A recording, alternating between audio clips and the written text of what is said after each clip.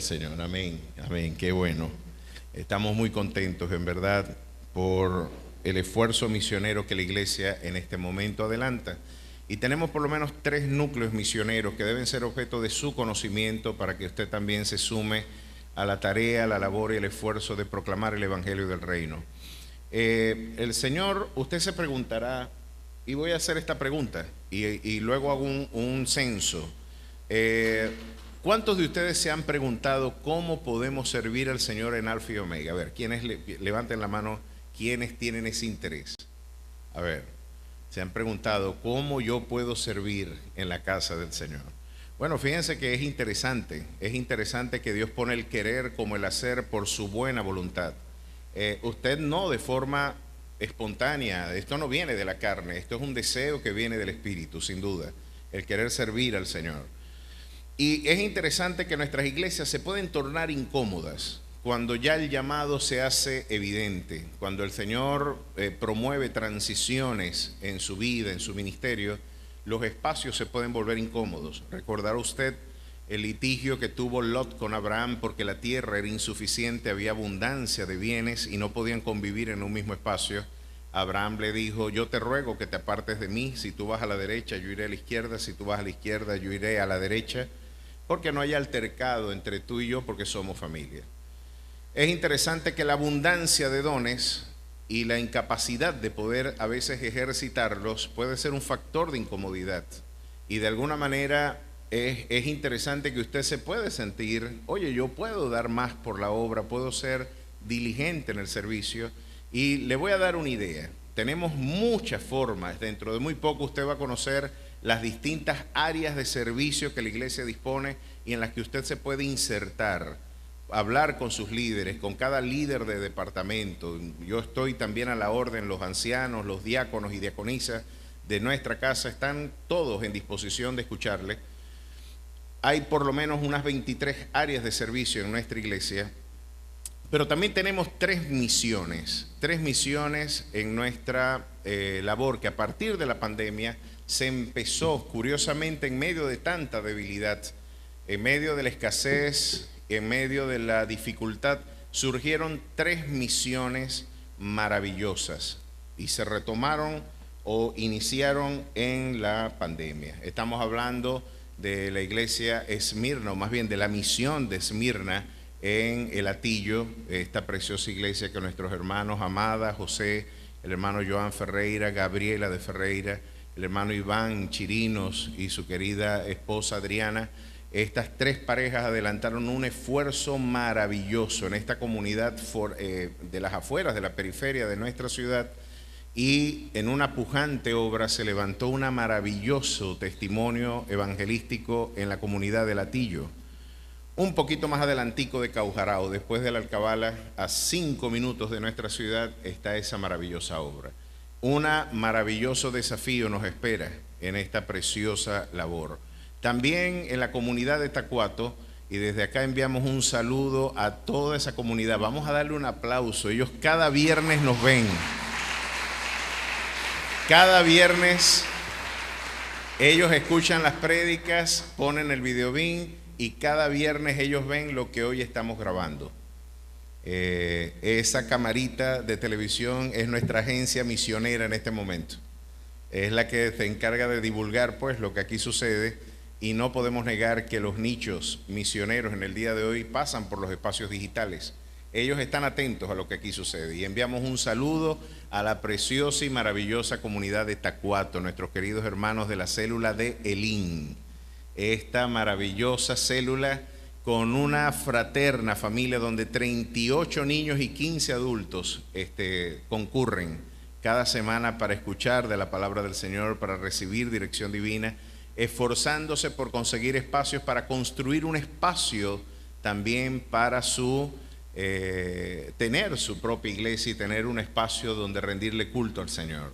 ¿No se le ocurre a usted que visitando El Hatillo, Tacuato y la comunidad de Baraibé, donde nuestro querido hermano Iván y su queridísima esposa Dorelis, ¿dónde están ellos? Para ver si están por acá. Vamos a ponerles en pie a esta preciosa pareja misionera. Pónganse de pie. A ellos no les gusta que yo haga esto.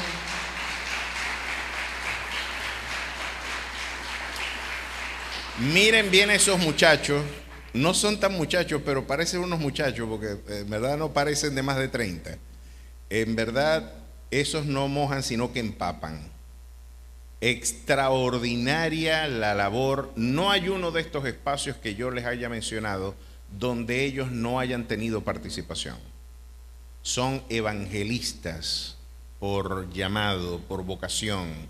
Es el don que Dios les dio. Sin duda, son evangelistas por constitución y fundadores. Hasta ahora ha sido la labor que Dios les ha comisionado en esta casa. Usted se preguntará, ¿cómo podemos servir? Pues usted tiene una orden que yo lo único que estoy es confirmando lo que ya el Señor dijo.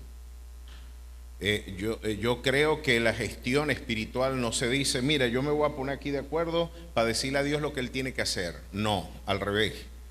Yo me pongo aquí de acuerdo para decir amén a lo que ya Dios dijo, a lo que ya Él estableció, a lo que Él, nosotros somos sus siervos. Él es el Señor de esta casa. ¿Cuántos dan gloria a su nombre? Él es el auténtico Señor de nuestras vidas. Mire, toma mucho reposo su corazón cuando usted deja el complejo de Señor y cuando usted asume la condición de siervo. Gran parte del esfuerzo de la teología contemporánea es hacerlo usted Dios. Usted y yo no somos Dios. Nosotros somos hijos de ese Dios que tiene atributos incomunicables con su naturaleza y con su creación. No comunica los atributos que le son propios. Su gloria Él no la comparte con nadie, decía el profeta Isaías. Así que ese Dios es Dios. Y nosotros aquí nos ponemos de acuerdo. Y esto es lo que Él ordenó: id por todo el mundo y predicad el Evangelio. ¿Cómo usted puede servir al Señor? Cómprese unos tratados y vaya a la Plaza Linares y predique. Aprenda las 4 leyes espirituales si tiene vergüenza o temor de hablar, y aprenda qué significan esas 4 leyes y vaya a la Plaza Bolívar y predique el Evangelio. Salga a la avenida Manaure y predíquele a todo transeúnte, niño, joven, adolescente, caballero o dama que usted vea transitando.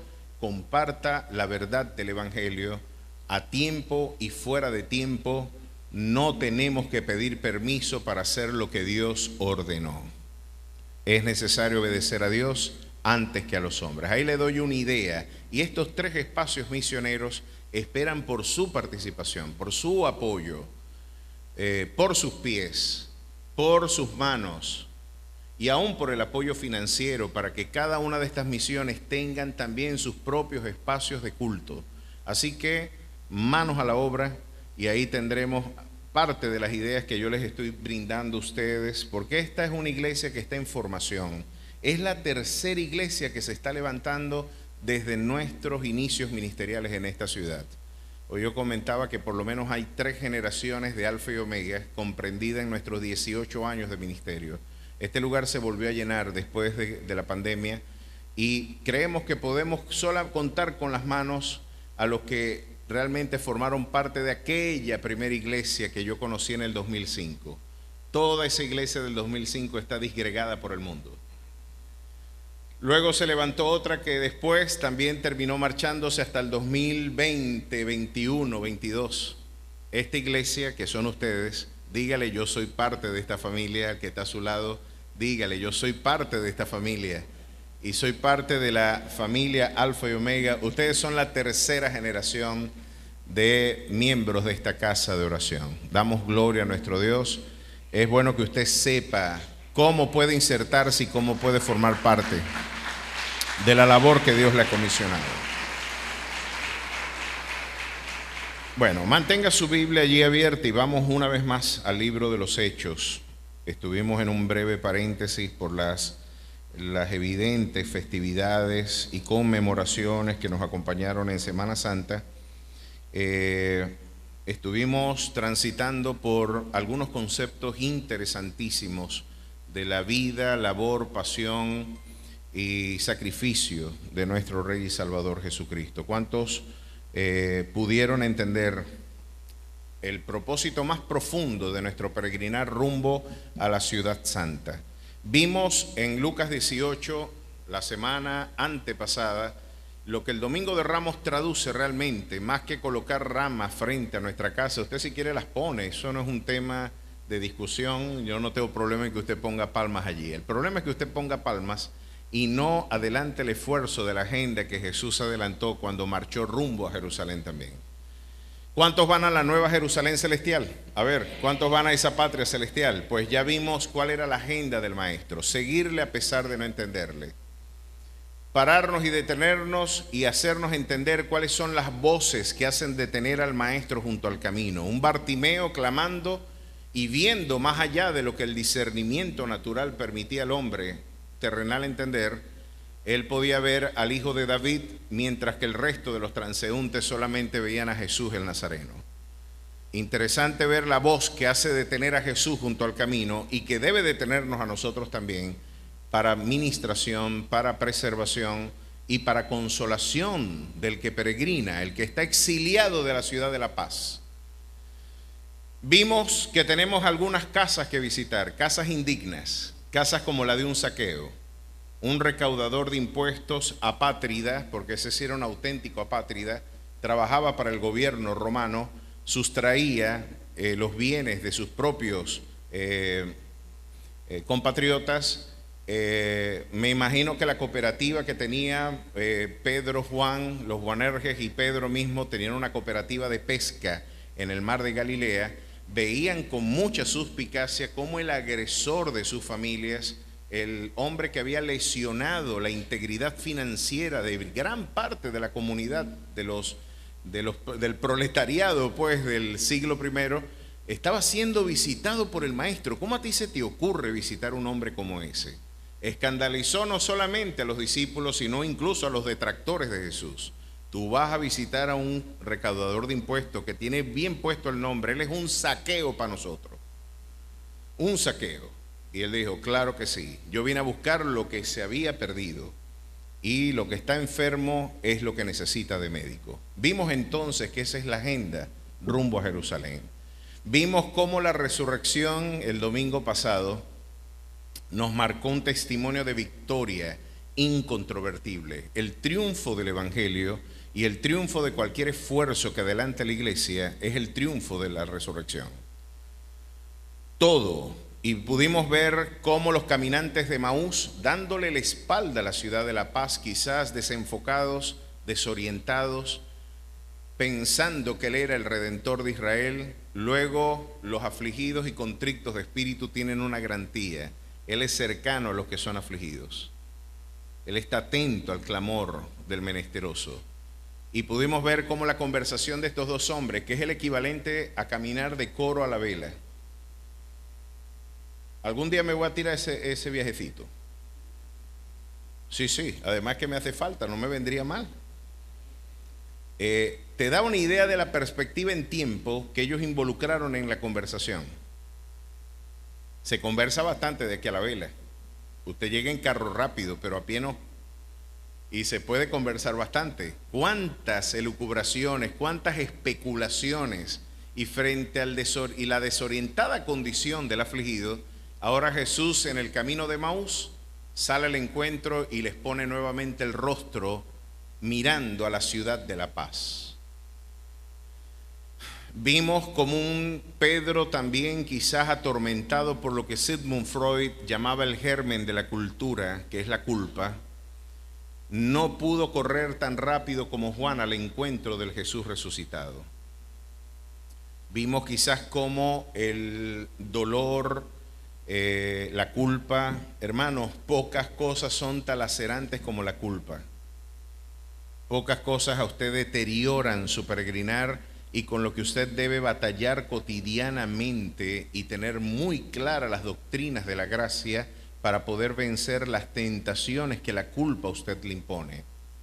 Satanás neurotiza a través de la culpa y usted tiene que recordar las gloriosas promesas que nos brindan libertad. Justificados pues por la fe tenemos paz para con Dios por medio de nuestro Señor Jesucristo. Ninguna condenación hay para los que están en Cristo Jesús. Hijitos, estas cosas os escribo para que no pequéis, Pero si alguno de vosotros hubiere pecado, abogado tenemos para con el Padre, a Jesucristo el justo, a su nombre sea la gloria. Y dice la Escritura que Satanás acusaba a nuestros hermanos de día y de noche, Apocalipsis 12, y ellos le vencieron con la palabra del testimonio, porque aborrecieron sus vidas hasta la muerte, y con la sangre del Cordero. Así que por esa preciosa sangre yo he sido eximido de toda culpa. Eche mano de ese recurso para que usted pueda correr con libertad la carrera que tiene por delante, y el gallo que quizás le recuerda en memoria su fracaso y sus quebrantos, hoy pueda usted ser liberado de la culpa y encontrarse con brazos abiertos de un Jesús que le confirmó: me negaste 3 veces, pues yo 3 veces te confirmo también en el llamado. Tú vas a ser infiel, pero yo no lo voy a hacer. Yo no puedo negarme a mí mismo. ¿Qué le parece? Pues Semana Santa nos dejó algunas lecciones de fe. Vamos a seguir explorando la interacción de Pablo con el mundo en el que él predicó.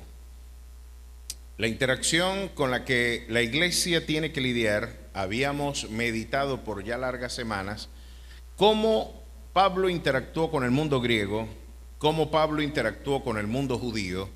Vimos algunas particularidades de la interacción con estas dos comunidades, y quedó en el tintero la interacción de Pablo ahora con la comunidad política de Roma.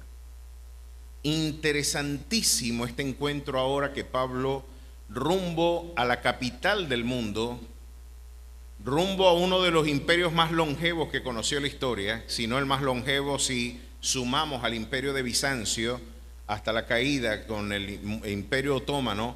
Estamos hablando de 11 siglos de supervivencia del imperio bizantino posterior a la caída de Roma en el siglo IV. Estamos hablando quizás del imperio más longevo que ha conocido la historia de la humanidad, y no por escasa razón alguien dijo que la mejor estrategia de preservación de la cultura en Occidente la tuvo Constantino cuando fundó, en este caso, Constantinopla, y preservó toda la integridad cultural de Occidente antes de la ocupación bárbara.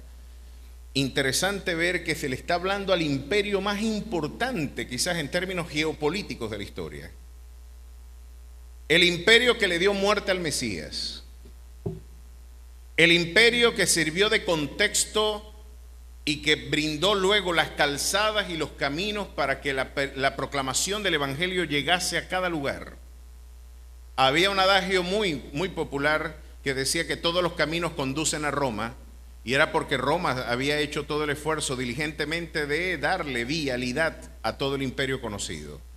Estamos hablando de un portento interesantísimo. Ya habíamos visto que no era menos interesante el diálogo de Pablo con Platón, con Aristóteles, con Sócrates, con Epicurio, con los estoicos.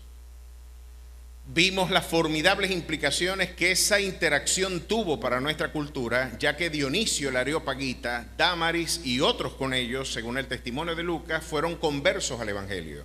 Así que en Atenas se plantó una célula del Evangelio, se plantó una iglesia en Atenas. A pesar de que no lo reconozcan algunos comentaristas y observen con descrédito el encuentro de Pablo en Atenas, podemos ver que hubo conversión en Atenas. Luego vimos en el mundo judío cómo la interacción de Pablo con las grandes élites del poder eclesiástico tenían características tan interesantes que nos dejan ver cómo va a ser nuestro encuentro con las élites religiosas también. Vimos, yo creo que en un ejercicio de anatomía patológica, porque en verdad no es muy agradable lo que uno se consigue cuando explora lo que la Biblia dice de los religiosos, de los que ostentan el poder a través de la fuerza del clero, de los que han hecho del evangelio un instrumento de poder y de manipulación pública y económica. Es quizás uno de los poderes más sutiles y uno de los poderes más impresionantes que ha conocido la historia de la humanidad. Hermanos, estudiar la historia de la iglesia a partir del siglo IV en adelante es impresionante los niveles de corrupción que la iglesia tomó cuando la iglesia y el Estado se matrimoniaron. Vamos a ver cómo el encuentro de Pablo con esta gente se va a parecer mucho al nuestro. Disculpe, yo no sabía que usted era cristiano. A juzgar por su conducta, yo no hubiera sabido nunca que usted era el sumo sacerdote. Discúlpeme. Pudimos ver cómo este sujeto, y ahora vamos a ver cómo los excesos del poder eclesiástico, lejos de poner en mal a Pablo, lo impulsaron. Le fue mejor en Grecia. Cuando tuvo que interactuar con los religiosos, no le fue muy bien. Hace unos días atrás vi una carrera donde un tipo decía, haciendo mención de lo que la envidia puede lograr. La envidia puede lograr. Entonces estaban dos tipos corriendo, creo que eran 400 metros planos, y vino uno que hizo una explosión en los últimos 100 metros planos, ya casi llegando a la meta. El que pensaba que iba a ganar, vio cómo su contrincante se lo pasó. Y ya llegando a la meta, le dio rabia ver que no podía ganar y le dio un golpe al que le pasó por un lado.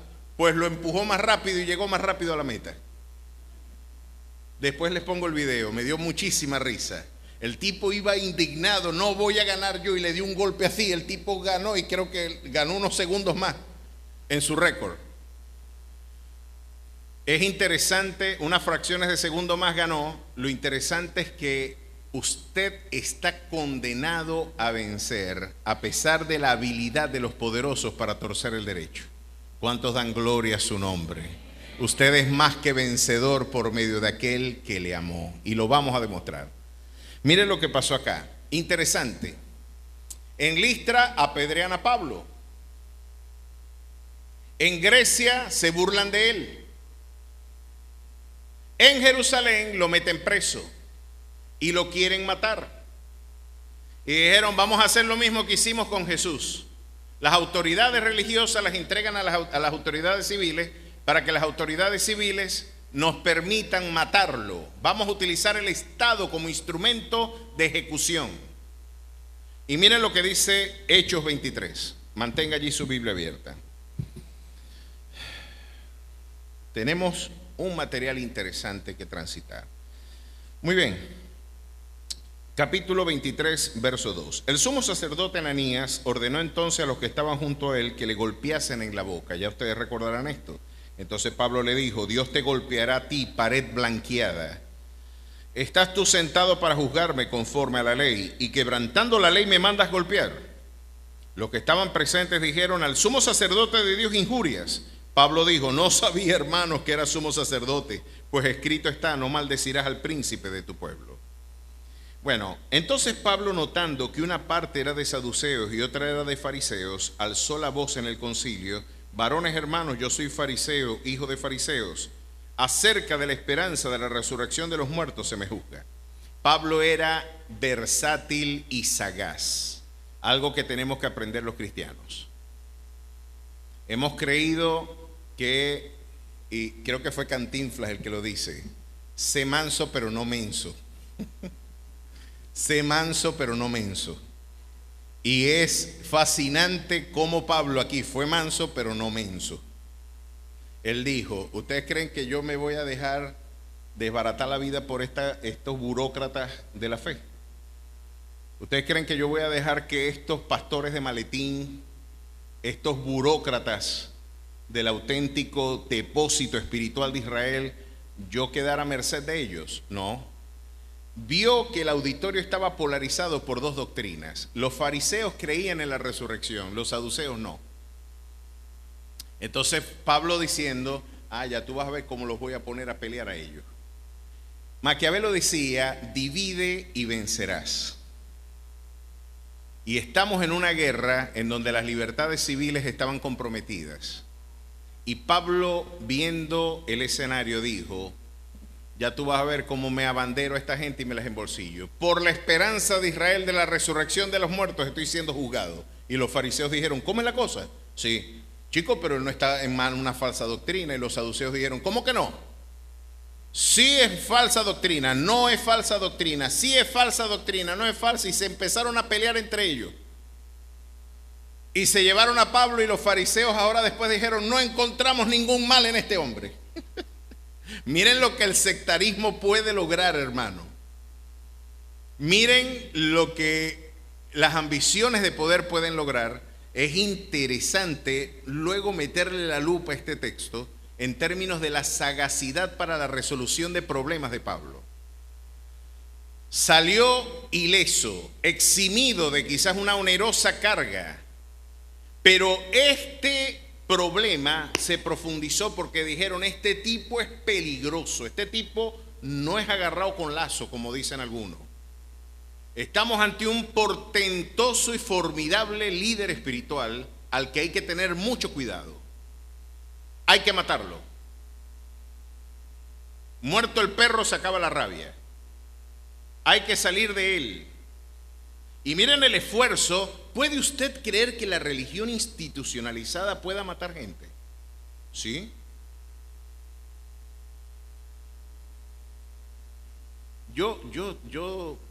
Hay cosas que si ustedes se enteran, por supuesto, yo las digo, me voy a meter en serios problemas. Y la verdad hay que decirla y hay que anticiparla. Pero fíjense, es interesante cómo el Vaticano, por ejemplo, firmó un concordato para la preservación de sus intereses políticos, incluso antes de que Mussolini entrara en relaciones, en concordato y en acuerdos diplomáticos con la misma Alemania. El Pío XII, que lleva por nombre el colegio de las élites sociales de esta ciudad, a mí me diera pena llamar un colegio Pío XII, porque Pío XII tiene el tupé de ser el papa del Führer. Si googleamos un momentito, si googleamos y buscamos ahí Pío XII y Hitler, ustedes van a ver a Hitler y a Pío XII dándose la mano. Guardó silencio y Dietrich Bonhoeffer, uno de los grandes representantes de la neortodoxia Alemania, junto con Karl Barth. Karl Barth se fue de Alemania huyendo de la persecución. Dietrich Bonhoeffer se quedó en Alemania, pudiendo haber huido a los Estados Unidos. De hecho, en los Estados Unidos le suplicaron que no volviera a Alemania. A lo que él decía, yo no puedo dejar a mi país en el momento donde más me necesita. Y Dietrich Bonhoeffer le dijo a toda la comunidad, porque habían también otros pastores alemanes. Esos sí eran bien pastores alemanes de verdad. La comunidad de pastores luteranos de Berlín y de Alemania misma se confederaron y ustedes pueden ver otro retrato vergonzoso de la pastoral alemana en la Segunda Guerra Mundial levantando la mano y con una cruz esvástica en la misma iglesia, diciendo que Hitler era lo mejor que le había pasado a Alemania y que era la respuesta a muchas oraciones de la iglesia. Estamos pisando un territorio muy interesante. ¿Cómo un cristiano puede relacionarse con el poder del Estado? Estamos ante un temazo. Y es un temazo que ha generado muchísima discusión, que ha generado muchísimo malestar a través de la historia, y quizás nuestros peores testimonios han derivado de ese matrimonio bastante tóxico entre la iglesia y el Estado. Pero ustedes pueden ver tanto al Papa y la Iglesia Católica como a la Iglesia Protestante, los dos rindiéndole culto a un caudillo totalitario, Adolfo Hitler. ¿Qué le pasó a los pastores? ¿Qué le pasó a la iglesia institucional? Pues lo que la Biblia nos indica. Son ciegos guías de ciegos. Pueden ostentar algunos espacios de poder, pero no han conocido a Jesús. Están cerca de la cruz, pero muy lejos del crucificado. Y esta es una advertencia que la iglesia no ha entendido. Los falsos profetas y los falsos maestros son reales. Y el Señor nos advirtió que vendrían hombres corruptos que harán mercadería de nosotros. La iglesia no ha terminado de creer eso, sino que por el contrario se ha empatado en la idea fresa de una unidad ingenua, pueril. No juzgue, hermano, a este pues yo me consigo en la Biblia cosas muy distintas a las que el folclore de mi iglesia me ha enseñado. Veo a un apóstol Pablo llamando por nombre y apellido a los que están tratando de dividir la iglesia. Veo a un espíritu hablándole claramente a 7 iglesias del Asia Menor, y a una de ellas que, viviendo en esplendor, en opulencia, en bienestar social y económico, la llamó ciega, sorda y desnuda. Compra oro refinado en fuego, compra y ponte vestiduras blancas para hallarte digna. Vemos a un Señor y a un apóstol Pablo que, lejos de ser cómplices de la iniquidad de algunos de sus consiervos, en este caso Pedro, que cuando estaba en Galacia compartía con los judíos, pero cuando llegaban los judíos se retraía de los gentiles por el temor al comentario de la comunidad hebrea, y Pablo le dijo, aún en su simulación cayó también Bernabé, su colaborador más íntimo. Y Pablo les dijo, era de condenar lo que ustedes hicieron, porque si ustedes, siendo judíos, no participan de los aspectos ceremoniales y litúrgicos de la nación hebrea, porque ustedes le imponen al mundo gentil lo que ustedes no practican.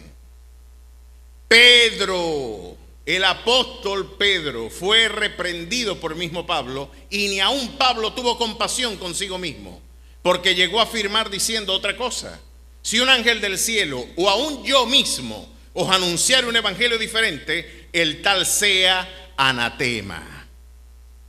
Charles Spurgeon decía, solamente los tontos creen que la política y la religión no se discuten. Por eso es que los ladrones están en el poder y los falsos maestros en los púlpitos.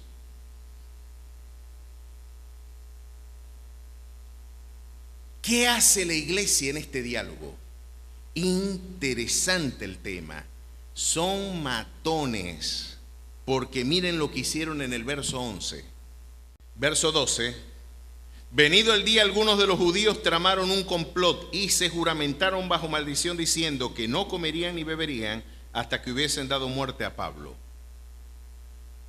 Los seguidores del sumo sacerdote eran más de 40 los que habían hecho esta conjuración, los cuales fueron a los principales sacerdotes y a los ancianos y dijeron, nosotros nos hemos juramentado bajo maldición y a no gustar nada hasta que hayamos dado muerte a Pablo. Ahora pues vosotros con el concilio requerid al tribuno que traiga mañana ante vosotros como que queréis indagar alguna cosa más cierta acerca de él, y nosotros estaremos listos para matarle antes que llegue. El sicariato hablando con las élites religiosas. ¿Qué le parece? Y las élites religiosas diciendo amén. Increíble. Esto no nos debe sorprender. Ahora, llegamos a un punto muy sensible. Pablo tiene que ir a Roma. Miren lo que dice el verso 11. A la noche siguiente se le presentó el Señor y le dijo, ten ánimo, Pablo, pues como has testificado de mí en Jerusalén, así es necesario que testifiques también en Roma. Grecia, Jerusalén, ahora vamos para Roma. Menudo desafío. Es el equivalente a que usted lo manden a Washington. Es el equivalente a que usted lo envíen a la principal potencia del mundo y que usted brinde testimonio del evangelio ante las máximas autoridades civiles, militares y políticas del mundo. Ya vimos lo interesante de ese diálogo. Ahora, ¿qué hace un cristiano allí? ¿Cómo se comporta un cristiano cuando el Estado y la iglesia entran en interacción misionera? Cuando usted tiene ese encuentro. Yo creo que la visión y la perspectiva de Martin Luther King sigue siendo la más ejemplar cuando nosotros entramos en diálogo con estos sectores. La escritura creo que confirma plenamente lo que Martin Luther King advierte. Martin Luther King, en el momento en que tuvo que levantar la bandera de la reivindicación de los derechos civiles en los años 60, esto le costó la vida al pastor Bautista, parte de la iglesia bautista, uno de los grandes representantes de nuestra iglesia. Él le dijo, la iglesia no es el Estado.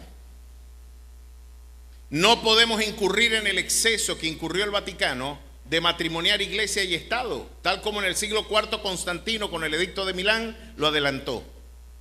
La iglesia no es el Estado, pero la iglesia tampoco puede estar deslastrada de los grandes problemas que el Estado asiste. Muchos de los problemas del Estado también son problemas de la iglesia.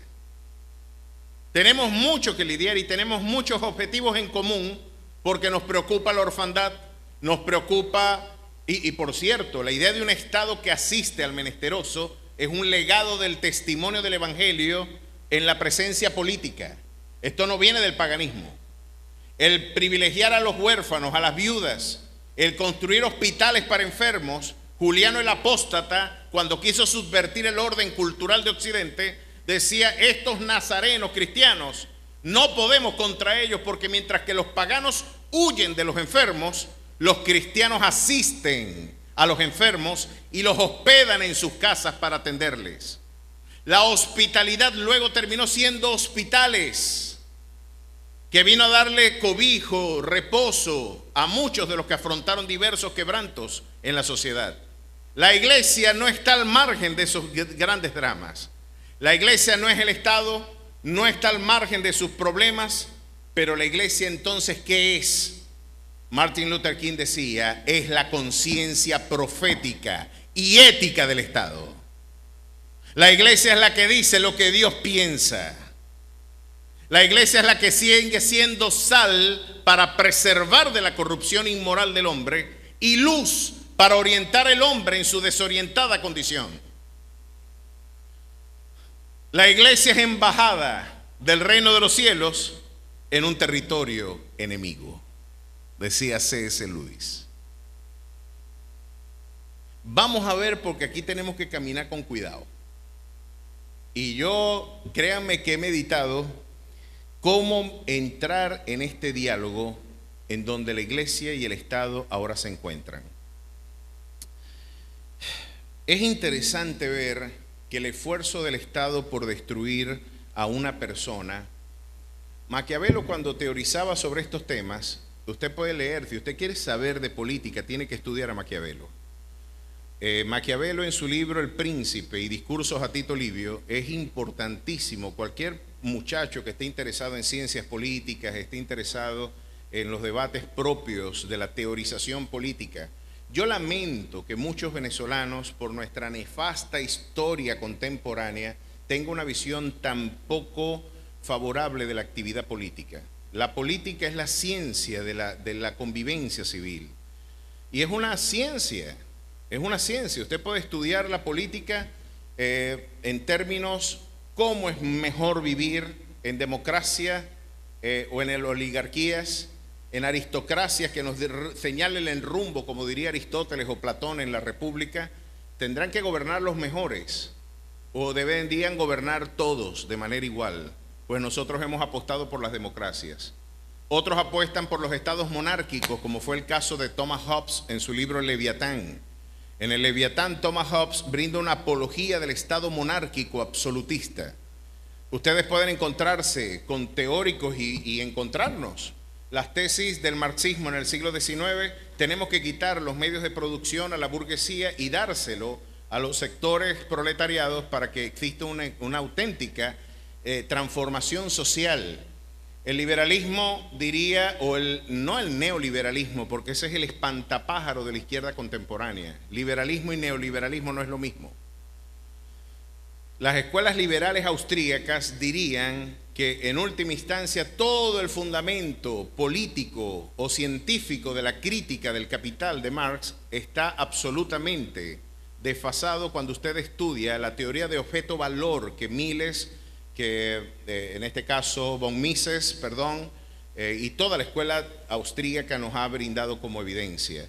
El valor de un objeto no es el término, como decía Marx, de inversión de vida, de trabajo que yo tengo en el objeto. Tú puedes haber invertido toda tu vida en este celular. Tengo 20 años trabajando en este celular. Ahí está mi sudor, mi vida. El empresario me está enajenando de mi real fuerza productiva. Y la plusvalía es lo que garantiza que él sea millonario y yo sea pobre, porque él no me pagó lo que esto cuesta, 20 años de vida.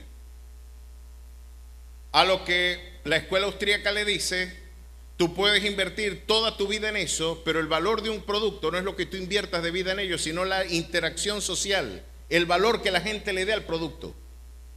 Tú puedes decir, tengo 20 años haciendo vino y estoy en la sierra haciendo un cocuy de penca que hace empalidecer al whisky escocés.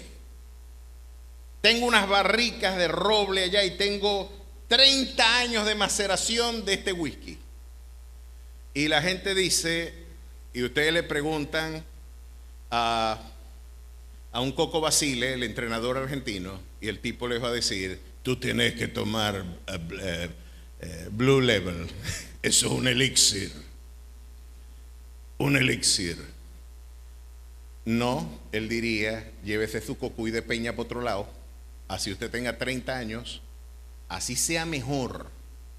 Mi subjetividad indica que tiene más valor el whisky. Y esto desmontó gran parte de la presunta cientificidad de la llamada plusvalía.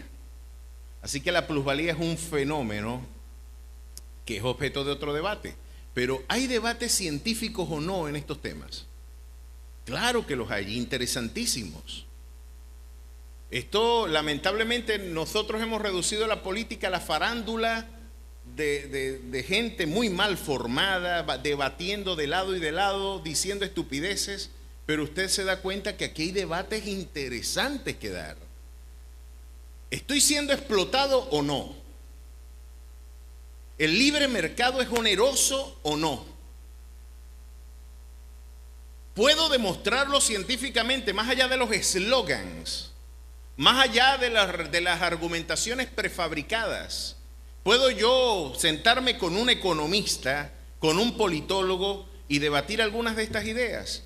Pues hoy, cuando queremos debatir sobre esto, la iglesia puede pisar también quizás nuestra reticencia para involucrarnos en algunos debates viene por nuestra ignorancia de estos temas.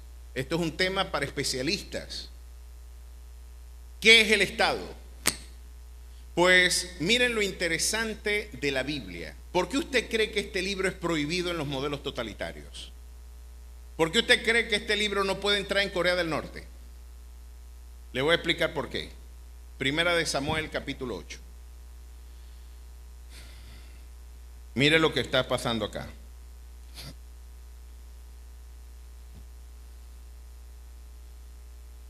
Israel dijo, nosotros ya estamos cansados de que un juez nos gobierne.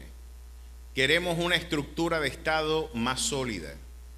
Queremos tener, como todas las naciones, queremos tener un gobierno de un rey, no el gobierno de un líder espiritual. No queremos una teocracia, queremos un Estado constituido por una monarquía.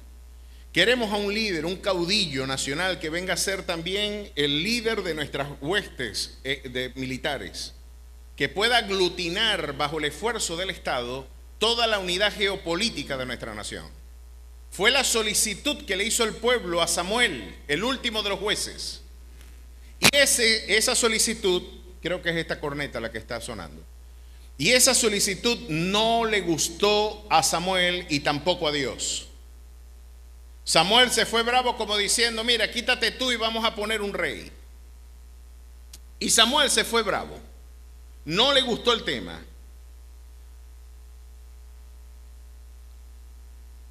Y es interesante ver en el verso 6 del capítulo 8 de Primera de Samuel capítulo 8, verso 6, pero no agradó a Samuel esta palabra que dijeron, danos un rey que nos juzgue, y Samuel oró a Jehová.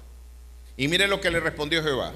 Y dijo Jehová a Samuel, oye la voz del pueblo en todo lo que te digan, porque no te han desechado a ti, sino a mí han desechado, para que yo no reine sobre ellos. ¿Qué les parece? La democracia una vez más imponiéndose al precepto divino. No con escasa razón, alguien dijo por supuesto, una suspicacia clara, cuando pusieron a Barrabás y a Jesús y pidieron que la democracia eligiera cuál liberar, en este caso el pueblo levantó la mano y dijo, dame a Barrabás. La democracia eligió al ladrón. Mis queridos hermanos,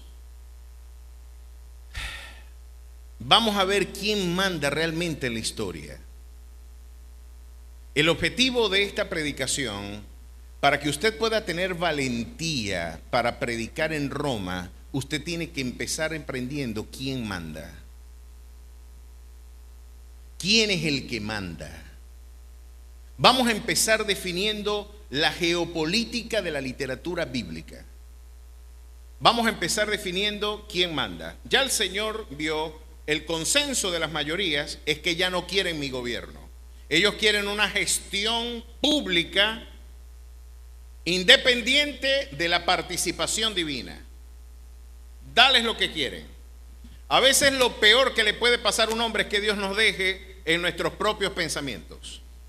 Que Dios nos abandone en nuestra propia sabiduría. Que Dios, usted quiere, dele más. Usted es inmundo, sea más inmundo. Como le dijo Juan en el libro de Apocalipsis. Déjalos que sigan por ese camino.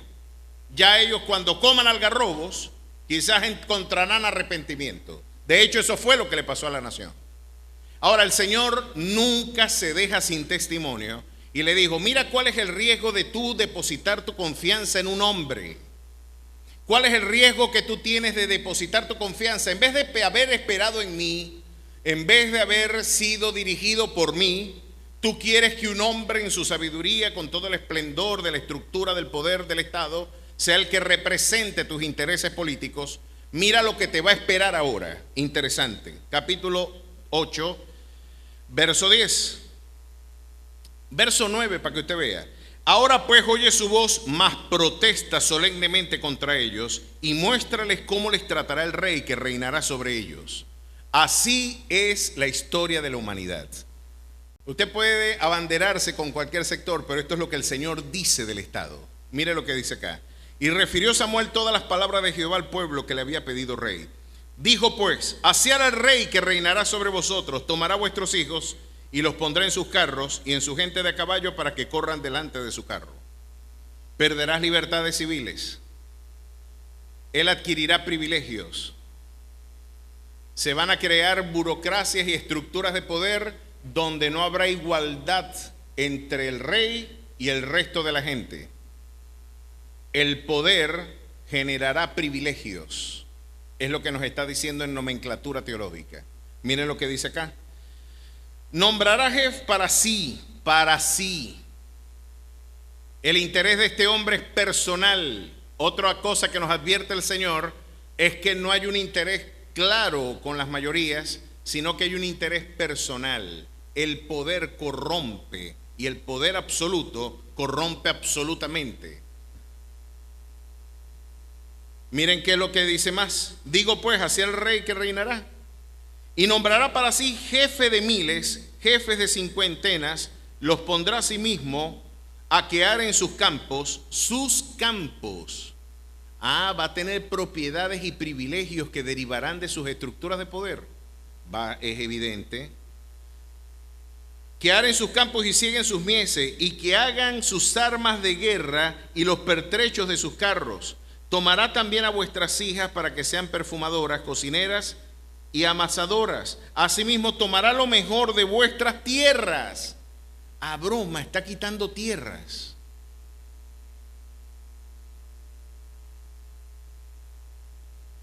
No digan que yo lo dije. Pero este rey va a decir, exprópiese. Tomará lo mejor de vuestras tierras y vuestras viñas y de vuestros olivares y lo dará a sus siervos. Tiene que mantener la burocracia que lo respalda. Hay que darle poder económico a quienes respaldan el poder. Hermano, este libro es peligroso. Solamente leyéndolo te mete en problemas. Yo no todavía he dicho que esta es mi opinión. Estoy leyendo la opinión de Dios. Esto es lo que Dios advierte y que indefectiblemente se ha cumplido a lo largo de la historia del hombre. Miren, interesante. Asimismo tomará lo mejor de vuestras tierras, de vuestras viñas, de vuestros olivares y se lo dará a sus siervos. Diezmará vuestro grano y vuestras viñas para dar a sus oficiales y a sus siervos. tomará vuestros siervos y vuestras siervas, vuestros mejores jóvenes y vuestros asnos, y con ellos harán sus obras. Diezmará también vuestros rebaños y seréis sus siervos, y clamaréis, escuche esto muy bien, y clamaréis aquel día a causa de vuestro rey, que os habéis elegido, mas Jehová no os responderá en aquel día. No te voy a escuchar. Ahora, es interesante, pareciera que Dios se está quitando del camino. Dele pues, tome usted. Vamos, me voy a quitar yo y vamos a poner a su caudillo. No queremos a Dios, queremos que nos gobierne el hombre. Y Dios como que dice, dáselo, vamos a ver qué tal les va. Es interesante ver esto. Dios capituló. Dios se desentendió del poder de la gestión de la historia entonces. Nos dejó a merced de la iniquidad, nos dejó a merced de la arbitrariedad del poder. ¿Será que esta visita a Roma qué propósito tiene? ¿Será que el Evangelio puede afectar para bien a las naciones? ¿Será que realmente el Evangelio puede poner correctivos a gran parte de las realidades sociales? Claro que sí. Mire y acompáñeme un momentito en 2 de Timoteo. Es interesante ver lo que el apóstol Pablo ahora le responde a Timoteo en el capítulo 2, Primera de Timoteo capítulo 2, verso 1 en adelante.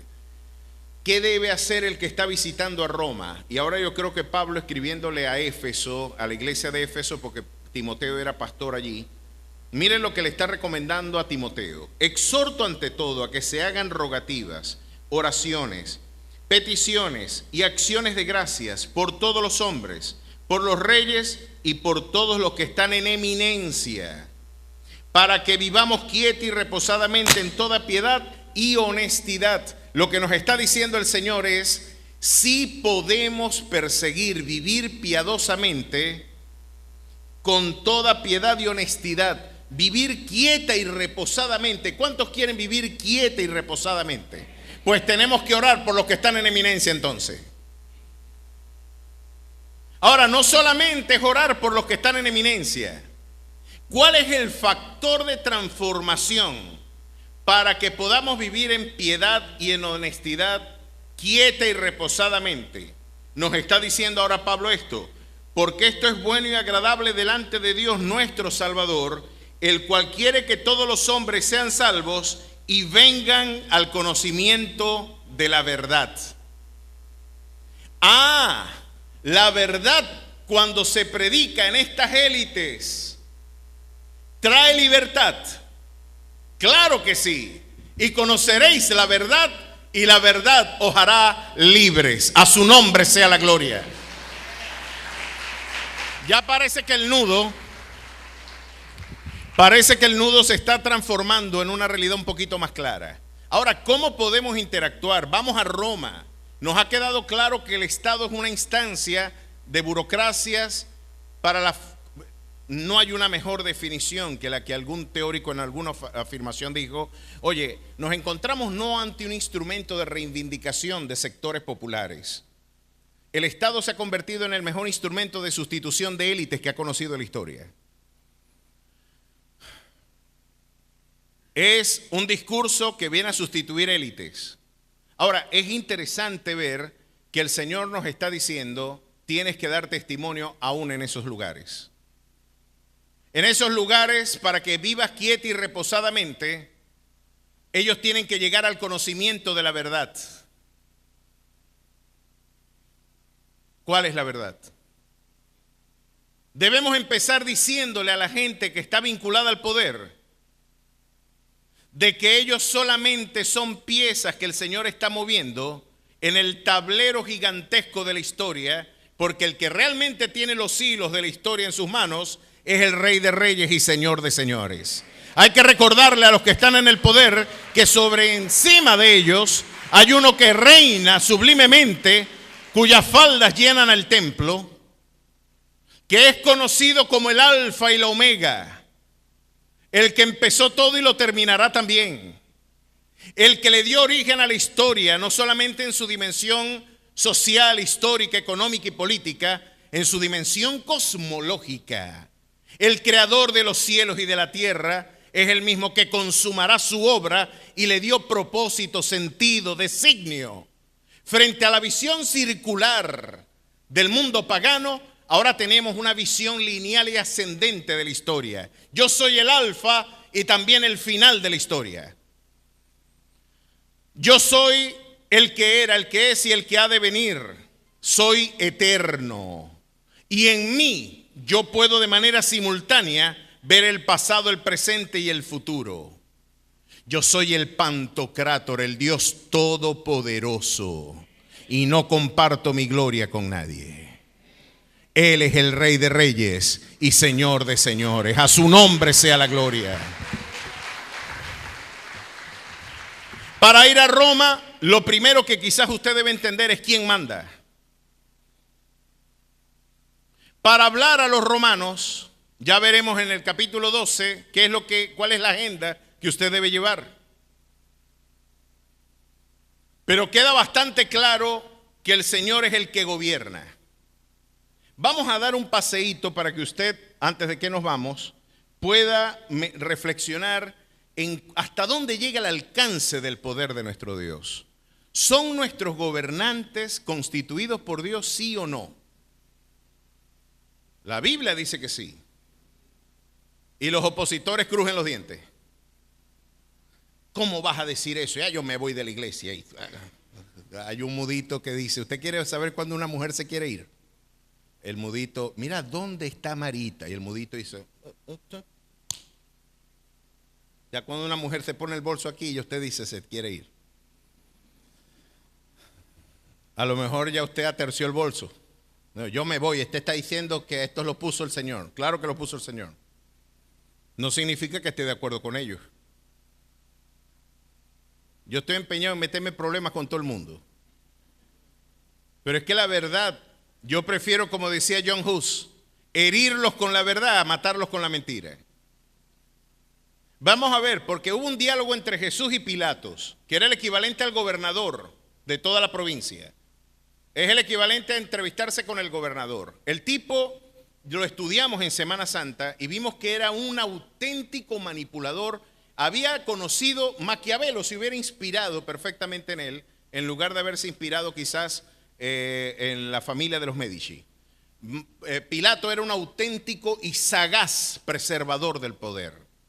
Él sabía cómo mantenerse en el poder al costo que fuera y sabía cómo lesionar al pueblo para garantizar ese propósito. En un momento, si usted me acompaña en Juan 19, Jesús y Pilato se encuentran cara a cara. Qué interesante diálogo.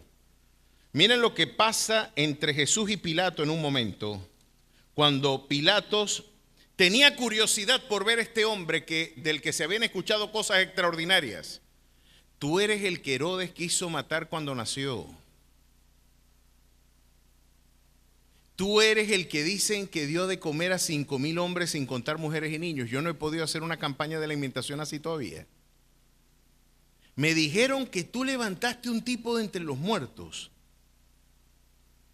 Vamos a entrar en un negocio tú y yo. ¿No me podrás hacer lo mismo a mí? En política usted no tiene amigos. En política usted tiene socios. Maquiavelo decía que el poder es amoral, ni siquiera inmoral. Para los estudiantes universitarios la diferencia entre inmoral y amoral es el privativo in y a. In habla de privación, pero potencialmente puede llegar a serlo. Un inmoral es un tipo que puede ser moral, pero no quiere serlo, pero podría ser moral. Un amoral es el que no es moral y tampoco puede llegar a serlo tampoco. Maquiavelo dice que la política no es inmoral, es amoral.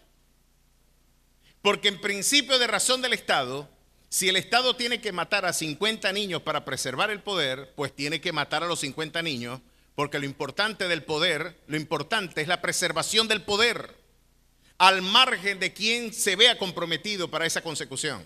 Ese se conoce en politología como el principio de razón del Estado. No podemos pedirle peras a los olmos. El estado, cuando usted lo estudia por el profeta Daniel, son bestias. El de Nabucodonosor era un león alado.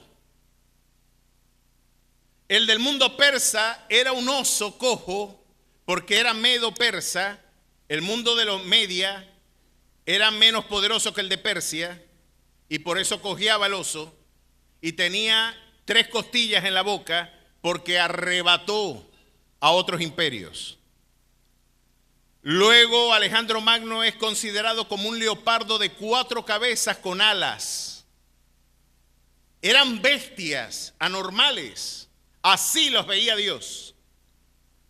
Porque el Estado no es inmoral, es amoral.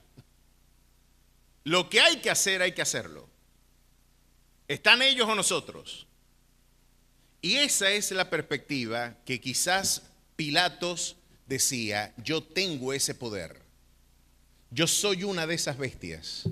Es más, el imperio que yo represento es la bestia inefable descrita por Daniel, que no puede ni siquiera describirse. Era una bestia que tenía las 4 características de las 4 bestias anteriores, que tenía uñas de hierro y que desmenuzaba lo que tomaba. Yo represento ese imperio. A mí no me hablas. No me quieres responder. No tienes miedo que yo puedo matarte. ¿No te da miedo que yo tengo potestad para crucificarte o libertarte? ¿Por qué no negocias? ¿Por qué no hablas conmigo? A lo que Jesús respondió, y miren cómo Pilato lo interpela.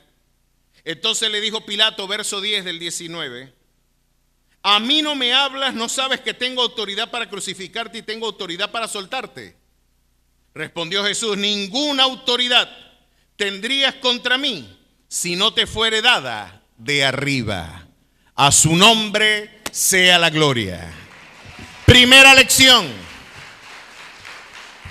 La primera lección que estamos aprendiendo de Jesús. Yo le temo a Dios para no temerle a más nadie. Y aquí Jesús le está poniendo en perspectiva a Pilato, mira, yo vengo a cumplir una misión que es morir. Yo vengo a cumplir una misión porque nadie me quita la vida, yo la pongo. Yo tengo poder para llamar legiones de ángeles y desbaratar este imperio cuando yo quiera. Pero el camino que yo tomé es el camino descendente de la cruz. El camino de la redención no es el camino de la sabiduría de este siglo. El camino que yo tengo que enseñarle a los hombres no es la opulencia, no es la ostentación de símbolos de poder en la que tú estás afanado, persiguiendo espacios de poder, comprometiendo tu integridad espiritual y moral. No, el camino que yo estoy proponiendo es este. Haya pues en vosotros este sentir que hubo en Cristo Jesús, el cual siendo en forma de Dios, no estimó el ser igual a Dios como cosa que aferrarse, sino que se despojó a sí mismo. Vengo a despojarme de mis prerrogativas. Vengo no a reclamar derechos, vengo a ponerlos. Vengo no a ser servido, vengo a servir. Vengo no a que me pongan una mesa, yo la aderezaré para todos aquellos que en mí esperan. Yo tengo indefectiblemente que morir. Pero quiero decirte algo. No porque yo muera significa que tú mandas. Ninguna autoridad, ni un cabello mío caerá a tierra si no es por la voluntad de mi Padre. A su nombre sea la gloria. El cielo gobierna. Vamos a ver qué más dice la Biblia antes que nos vayamos. Isaías 40, 12, 17. ¿Qué tanto poder tiene el Dios al que usted sirve? Isaías 40. Vamos a ver hasta dónde llega el poder de este Dios. 40, 12, 17. Y miren cómo con preguntas retóricas, ahora el autor sagrado nos pone en una perspectiva interesante. ¿Quién midió las aguas con el hueco de su mano? ¿Usted sabe lo que es medir las aguas en el hueco de su mano? Estuvimos hablando de la grandeza de Dios la semana pasada. A Dios le cabe el océano entero en el hueco de su mano. Y los cielos con un palmo, con 3 dedos juntó el polvo de la tierra y pesó los montes con balanza y con pesas los collados. Miren cómo el autor nos está diciendo, el mundo es pequeño. Lo que tú crees es el fundamento, es menudo polvo en la balanza de su justicia. Lo que tú crees es eterno, es efímero y contingente al lado del que vive y reina en las alturas. No has conocido al auténtico factor de poder de la historia. ¿Por qué estos hombres podían hablar con tanta valentía? Porque habían visto, habían entendido el poder de ese Dios. Y tenían en poco su vida, porque sabían exactamente lo que pasaría con ellos. Ni matándome van a vencer, porque aún la muerte es victoria para los que esperan en el Rey de Reyes y Señor de Señores. A su nombre sea la gloria. Puede ver usted la valentía de un hombre que entiende quién es Dios, quién es el que gobierna, quién enseñó al Espíritu de Jehová y quién le enseñó, le aconsejó enseñándole, a quién pidió consejo para ser avisado, quién le enseñó el camino del juicio, o le enseñó ciencia, o le mostró la senda de la prudencia. He aquí que las naciones les son como una gota de agua que cae del cubo, y como menudo polvo en la balanza les son estimadas. He aquí que hace desaparecer las islas como polvo.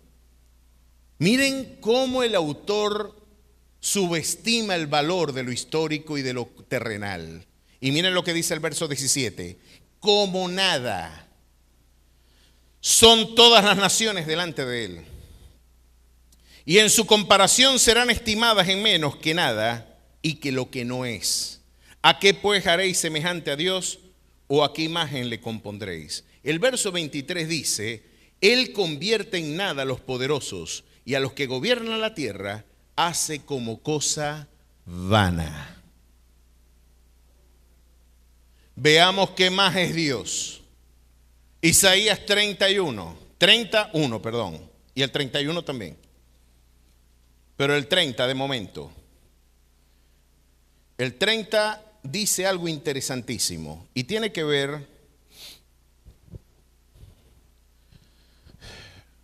con, en este caso, Asiria. Miren esto. Ay de los hijos que se apartan, dice Jehová, para tomar consejo y no de mí, para cobijarse con cubierta y no de mi espíritu, añadiendo pecado a pecado. Verso 31:1. Ay de los que descienden a Egipto por ayuda y confían en caballos y su esperanza ponen en carros, porque son muchos, y en jinetes porque son valientes, y no miran al Santo de Israel ni buscan a Jehová. Este fue el error de Pío XII y de toda la pastoral alemana, que dijo, vamos a cuidar nuestro churupo. El que gobierna tenemos que tenerlo, así violentemos nuestros principios. Tenemos que obedecer a Hitler. Hay mucho que perder si no lo asistimos, si no lo honramos. Y estos hombres, en lugar de ponerse como los 3 jóvenes en Babilonia, que prefirieron el horno de fuego antes que capitular ante la demanda idolátrica del Estado, este hombre cedió y el Señor les dice, ay de los que descienden a Egipto. En el verso 3 dice, y los egipcios hombres son y no Dios, y sus caballos carne y no espíritu. De manera que al extender Jehová su mano, caerá el ayudador y caerá el ayudado, y todos ellos desfallecerán a una. Mejor confíe en Jehová. Es bienaventurado el hombre que en él confía, no va a ser defraudado y será como árbol plantado junto a corrientes de agua. Usted dará su fruto en su tiempo, su hoja no caerá y todo lo que usted haga prosperará. Fíese de Jehová de todo su corazón y no en su propia prudencia. Sigamos viendo hasta dónde llega el poder de Dios. Daniel 4, 25, 27. Ahora viene uno que estaba muy cerca del poder caldeo y del poder persa y nos va a decir la auténtica perspectiva de hasta dónde llega el poder de Dios.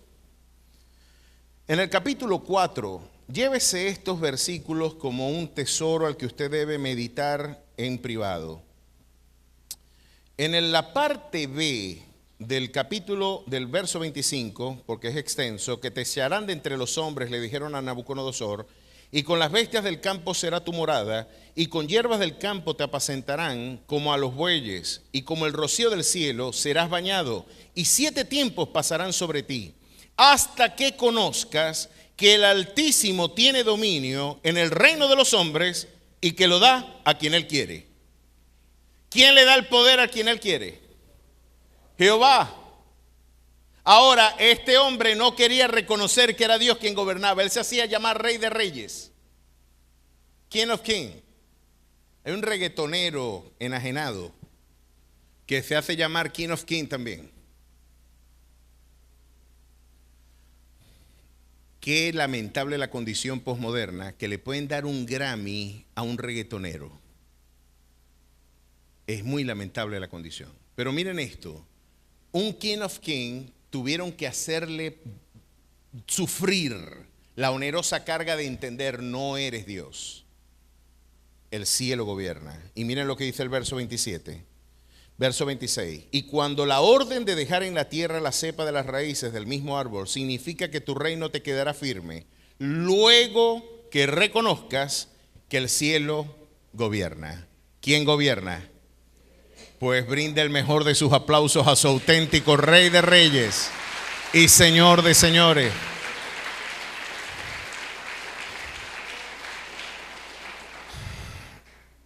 Ningún líder totalitario quiere que esto se conozca. Cuando en el tribunal del pueblo nazi se increparon a los cristianos que se oponían al gobierno de Hitler, el tribunal del pueblo, así llamado, les dijo: el problema entre ustedes y nosotros es este. Ustedes están predicando para ganar espíritu, alma y cuerpo para Cristo. Nosotros necesitamos el mismo espíritu, alma y cuerpo para nuestra causa. No pueden haber dos señores en esta nación. Ese fue el argumento del totalitarismo alemán. Y no es distinto al totalitarismo universal que Hannah Arendt deja caer en su libro Los totalitarismos. Qué interesante este libro que le recuerda a los oprimidos y a los opresores que el cielo es el que gobierna. Y que nuestra devoción y nuestra proclamación es decirle a Roma: hermanos, oramos por ustedes. Queremos lo mejor para esta nación. Queremos vivir quieta y reposadamente en toda piedad y honestidad. Ese es nuestro objetivo. Pero necesitan conocer una verdad meridiana con la que se han sembrado el evangelio a través de 21 siglos de peregrinación, con la sangre de esos hombres que dijeron en la historia que el único señor y quirios de la historia no era el César, ni era Hitler, ni era Bismarck, ni era Napoleón, ni era Carlos V, ni tampoco el Sacro Imperio Romano, ni su liderazgo espiritual o religioso. Queremos decirles a ustedes que el auténtico redentor de la historia, para encontrar libertad en la nación, para que haya prosperidad una vez más en nuestra tierra, tenemos que abrir este libro y proclamar con nuestros labios con valentía, porque necesitamos valentía para decirle esto al mundo. Necesitamos hombres que desprecien sus propias vidas y que estén bañados con la sangre del Cordero y que tengan celo por la palabra del pacto y puedan decirle una vez más a nuestra nación que es bienaventurada la nación cuyo Dios es Jehová. A su nombre sea la gloria. Predique, anuncie, diga con valor y con fervor: el cielo gobierna. Hay que decirle a Roma eso. Hay que decirle a Roma que el cielo gobierna. Hay que decirle a Pilatos que ninguna autoridad tendrías sobre mi vida si no te viniera de lo alto? Aún matándome, cumples los propósitos de Dios.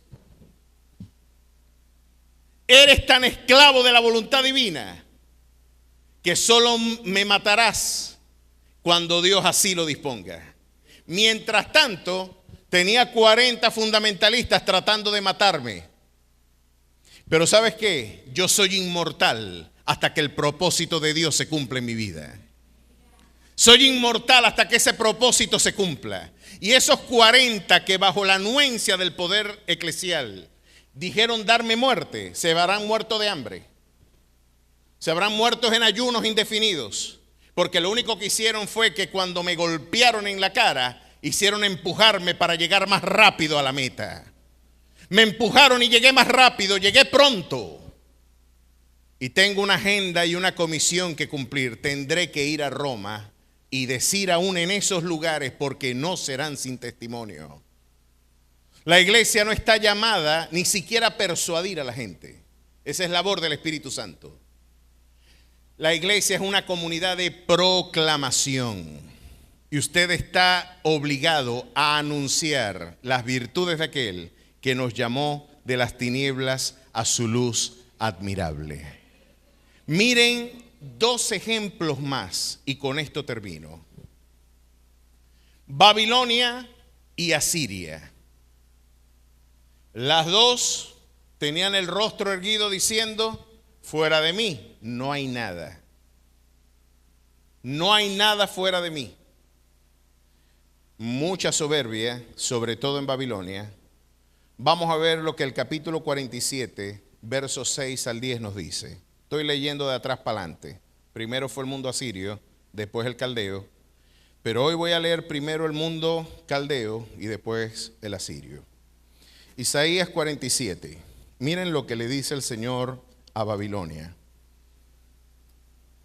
¿Tuvo poder Babilonia? Casi nada. Se llevó exiliado al pueblo del pacto.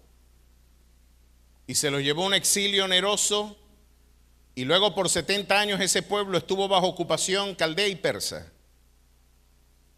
Pero fue Nabucodonosor el que sitió Jerusalén y se llevó a toda una comunidad al exilio, en una diáspora que destruyó la unidad nacional. Miren lo que Dios le tuvo que decir a Babilonia. Capítulo 47, verso 6 en adelante. Me enojé contra mi pueblo, en este caso Israel. Profané mi heredad y los entregué en tu mano. No les tuviste compasión, sobre el anciano agravaste mucho tu yugo. Dijiste, para siempre cené, señora, y no has pensado en esto, ni te acordaste de tu postrimería. Oye pues ahora esto, mujer voluptuosa, tú que estás sentada confiadamente, tú que dices en tu corazón, yo soy, y fuera de mí no hay más. No quedaré viuda, ni conoceré orfandad. Estas 2 cosas te vendrán de repente en un mismo día, orfandad y viudez. En toda su fuerza tendrá sobre ti, a pesar de la multitud de tus hechizos y de los muchos encantamientos. Me encanta esto que va a decir ahora el Señor. Porque te confiaste en tu maldad. La viveza criolla no termina bien. La mejor viveza que usted puede hacer es hacer lo correcto. No sea mundano en el trabajo y cristiano en la iglesia. Si usted es un vivo, como lo llaman los criollos, usted necesita convertirse. La viveza criolla no es cristiana. Tú te confiaste en tu maldad, diciendo nadie me ve. Tu sabiduría y tu misma ciencia te engañaron. Y dijiste en tu corazón, yo y nadie más. Así medita el enajenado poder cuando se siente Jehová. Se sienten Dios. El poder corrompe, mis queridos hermanos. Y Dios le dijo, vendrá pues sobre ti mal cuyo nacimiento no sabrás, caerá sobre ti quebrantamiento el cual no podrás remediar, y destrucción que no sepas vendrá de repente sobre ti. Y miren cómo le dice el Señor en voz de desafío en el 13, te has fatigado en tus muchos consejos. Comparezcan ahora y te defiendan los contempladores de los cielos, los que observan las estrellas, los astrólogos, los que cuentan los meses para pronosticar lo que vendrá sobre ti. Ahora pregúntales, porque hasta ahora habías vencido, pero ahora la rueda dio una vuelta y ahora has entendido que el cielo es el que gobierna.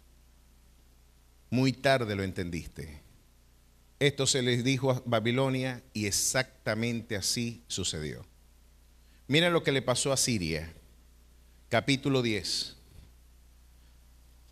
Y de esta manera el Señor concluyó con la soberbia de este pueblo que practicó el terrorismo de guerra. No le bastaba con asesinar a la gente, los exhibía públicamente para generar pánico colectivo. Hacían actos dantescos que muchos dicen fueron los que promovieron el terrorismo de guerra para intimidar cualquier forma de retaliación política. Miren lo que hicieron. Capítulo 10, verso 5. Oh Asiria, vara y báculo de mi furor, en su mano he puesto mi ira. ¿Sabe lo que está diciendo Dios aquí?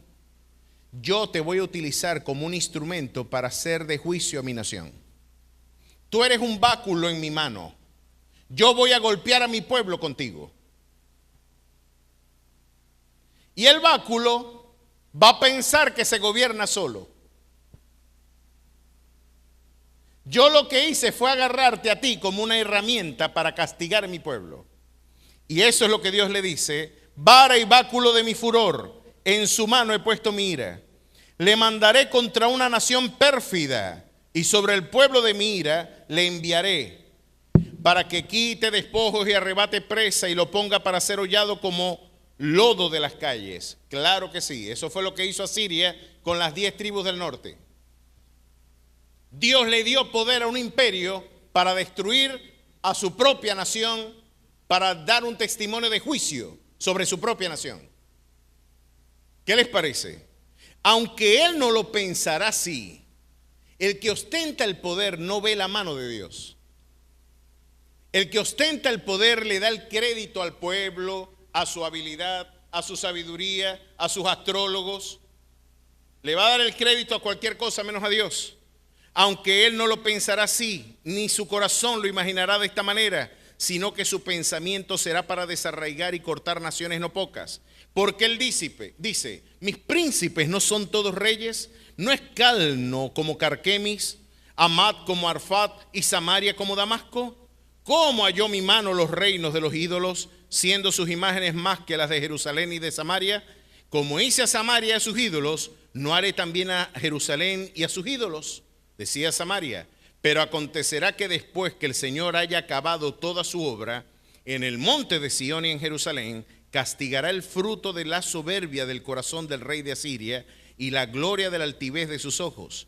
Porque dijo, con el poder de mi mano lo he hecho, y con mi sabiduría, porque he sido prudente, quité los territorios de los pueblos y saqué sus tesoros y derribé como valientes a los que estaban sentados, y halló mi mano como nido las riquezas de los pueblos, y como se recogen los huevos abandonados, así me apoderé yo de toda la tierra, y no hubo quien moviese ala ni abriese boca y graznase. Se gloriará el hacha contra el que con ella corta. Pregunta Jehová. Se ensoberbecerá la sierra con el que la mueve, como si el báculo levantase al que lo levanta, como si se levantase la vara al que no es leño. Por esto el Señor Jehová de los ejércitos enviará debilidad sobre sus robustos, y debajo de su gloria encenderá una hoguera como ardor de fuego. El cielo gobierna. Babilonia y Asiria solo eran instrumentos en las manos del auténtico Señor de la historia. A su nombre sea la gloria. ¿Qué tenemos que hacer en Roma? Se me hizo insuficiente el tiempo porque esta agenda no es fácil. Lo que hoy sí le quedó claro a usted es a quién usted debe temer. No tengan temor del que puede matar el cuerpo. No, tengan temor al que puede echar su espíritu y su cuerpo al Hades, al infierno, al Gehenna mismo. Ténganle temor a Dios y usted tendrá que elegir a quién temer en su labor ministerial. Tendrás que predicar en Grecia, tendrás que predicar en Jerusalén y tendrás que predicar en Roma. Tendrás que mantener firme tu vocación y proclamación, aún al costo de tu vida. Pero pierde cuidado, aún Roma está en el poder, es porque ninguna potestad y autoridad tuviera si no le viniera de lo alto. Así que tú no estás en las manos de tus detractores o de los que pretendan violentar tu derecho. Tu vida entera está en las manos del Dios que prometió: caerán a tu lado 1000 y 10.000 a tu diestra, mas a ti no llegará. A su nombre sea la gloria. El cielo gobierna. Póngase de pie y aplauda fuerte al auténtico Rey de Reyes y Señor de Señores. Yo me imagino y creo que estoy cumpliendo una labor pedagógica y docente. Decía don Miguel de Unamuno, me invito a los músicos. Don Miguel de Unamuno decía: lo más importante de la labor pedagógica es despertar a un pensador. Seguramente usted se llevará más preguntas que respuestas con lo que hoy he enseñado. Y los malos gobiernos, Dios los pone, pastor. Hitler, Dios lo puso. Mussolini, Dios lo puso. Stalin, Dios lo puso. Claro que sí. Calvino dijo algo que viene a traer mucha luz sobre la historia de la humanidad. Cuando Dios necesita disciplinar un pueblo, le da malos gobernantes. Así como Asiria fue un báculo en las manos de Jehová para azotar a su pueblo y poner correctivos nacionales, así como el mundo caldeo luego fue el báculo de Jehová en las manos del Dios poderoso, el Dios de la historia, para traer juicios sobre la Jerusalén apóstata, así Dios también utilizará liderazgos corruptos para corregir a nuestras naciones. Porque la Escritura dice que cuando los impíos gobiernan, el pueblo gime. La impiedad es un báculo para muchas, lamentablemente, naciones. Muchas naciones han sufrido los embates de la iniquidad. Sin embargo, el deber de la iglesia es orar por los que están en eminencia. Es pedir que vivamos quieta y reposadamente en toda piedad y honestidad, porque nuestro reino no es de este mundo. Nosotros somos peregrinos y extranjeros, somos peregrinos con nostalgia de nuestra auténtica, amada Jerusalén celestial. Somos peregrinos con nostalgia de nuestro hogar. Pero mientras seamos embajada de ese reino en esta tierra, tenemos que anunciar a tiempo y fuera de tiempo la verdad que puede transformar naciones y que es Cristo en vosotros, la esperanza de gloria. ¿Cuántos aquí son funcionarios públicos? Levanten sus manos. Todos los funcionarios públicos. Yo creo que Dios hoy les dejó una carga tremenda a ustedes. Yo creo que todos ustedes tienen la responsabilidad de ser embajadores de este reino en un mundo que necesita la libertad que la verdad del Evangelio trae. Y usted decir: es en vano nuestro esfuerzo si no es Dios quien edifica. Así que proclámelo, anúncielo y sea una herramienta en las manos de su Dios para la restauración y la paz, para que vivamos quieta y reposadamente en toda piedad y honestidad. Después de todo, el libro de los Hechos fue escrito para un excelentísimo Teófilo. Mucho se ha debatido quién era ese excelentísimo. Algunas tesis contemporáneas dicen que era un sumo sacerdote. No me gusta mucho esa idea. Otros dicen que era un oficial del Estado romano, al que el Señor utilizó para poder predicar en esas mismas instancias donde Pablo también llegó con la verdad y el poder del Evangelio para transformar vidas y también naciones. A ese excelentísimo Teófilo, quizás usted es el Teófilo de hoy. y tiene que poner por orden todas las cosas que entre nosotros han sido ciertísimas, para que usted las proclame y las anuncie donde quiera que se encuentre. ¿Cuántos lo van a hacer así? Levante sus manos al cielo y dele gloria al que vive y reina. Dios y Padre Celestial, gracias por este día. Hoy queremos, Señor, bajo tu sublime y dulce dirección, hoy queremos que tu gloriosa palabra, oh Dios, pueda encarnarse en nuestras vidas, que con valentía, así como comisionaste a Pablo para esta noble labor de poder ser un factor terapéutico en el quebranto de su amada nación, hoy también nosotros podamos dar testimonio de ti en donde quiera que nos encontremos. Como muchos de nosotros, funcionarios públicos, al igual que Teófilo quizás, como muchos de nosotros, al igual que algunos de los magistrados que fueron puestos por ti, porque el cielo es el que gobierna y Él da el poder y el gobierno a quien tú mismo lo dispones. Oh Rey precioso, también podamos encontrar en la iglesia la conciencia profética que nuestras naciones necesitan escuchar. Ayúdanos a ser sal y ayúdanos a ser luz de nuestra nación. En tu nombre damos gracias y en ti esperamos, Padre. Amén y amén. Aplauda fuerte la grandeza de su Dios.